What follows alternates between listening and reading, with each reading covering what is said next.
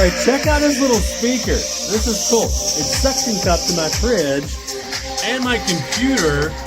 And because it's bone conduction, it's pushing the sound and making it really, really big. Like watch, when I take this off, it's not as loud. I place it on my desk, it gets even louder. If I pull it up, it's not as loud. It's one of the most interesting little speakers I've ever seen before. Completely bone conduction capability. You can hear it without, suction cupping it, but the idea is you suction cup it, and then whatever it is that you put it against becomes basically part of the speaker.